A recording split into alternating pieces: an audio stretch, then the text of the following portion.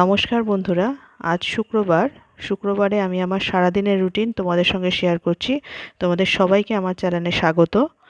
দেখো, সকালবেলা বাসি বিছানা তুলে আমি নিচে যাব। নিচে গিয়ে সকালের কিছু রান্নাবান্না করে আজকে একটু বেরোবো। এই দেখো তোমরা, আমি রেডি হয়ে গেছি।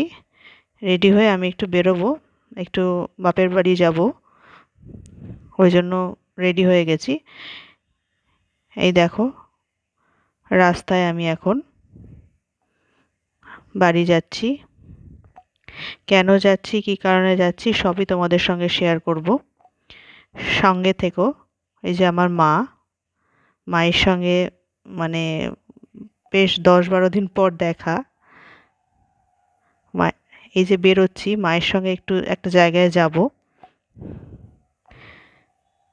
মায়ের সঙ্গে একটা জায়গায় যাব, একটা দোকানে যাব আর কি। মা একটা জিনিস আমায় কিনে দেবে, ওই জন্যই যাচ্ছি। এই দেখতে পাচ্ছ তোমরা, একজনের বাড়ি এটা। উনি ব্যবসা করেন জামা কাপড়ের। এখান থেকে আমি মানে মা কিনে দিল আমায় একটা কুর্তি সেট আর আরেকটা শর্ট কুর্তি। সবটাই তোমাদের সঙ্গে শেয়ার করব আরেকটা অন্য কোনো ব্লগে। দেখো, এটা আমি দেখছি, বেশ সুন্দর।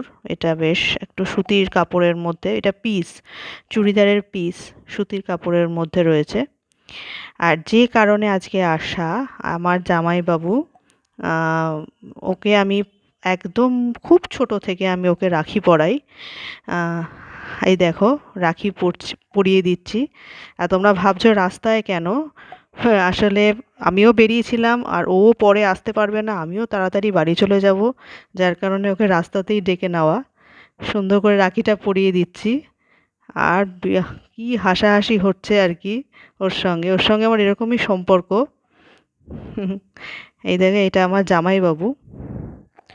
ও আমার জামাইবাবু কম, দাদা বেশি।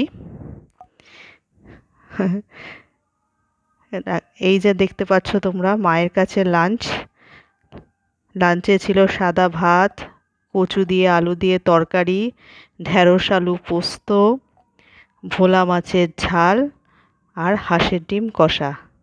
মায়ের কাছে এসছি, পঞ্চব্যঞ্জনে খাওয়া হবে না তা তো আর হয় না। খাওয়া দাওয়া করে একটু রেস্ট নিয়ে এবার বাড়ির পথে রওনা দিলাম। বাড়িতে যাচ্ছি এখন, মানে আমার শ্বশুরবাড়ি চলে যাচ্ছি। আমার শ্বশুরবাড়ি বাপের বাড়ি খুব একটা দূর নয়, কাছাকাছি। এই যে বাড়িতে এসে বরমশাইয়ের জন্য সন্ধেবেলার টিফিন রেডি করছি। ম্যাগি, ডিম দিয়ে ম্যাগি, ওইটা সন্ধেবেলা খেতে খুব ভালোবাসে। আমার ম্যাগি খুব একটা ভালো লাগে না। এই যে ম্যাগির ফাইনাল লুক। আজকের ব্লগটা এইটুকুই। সঙ্গে থেকো, ভালো থেকো, সাবস্ক্রাইব করো, শেয়ার করো, কমেন্ট করো।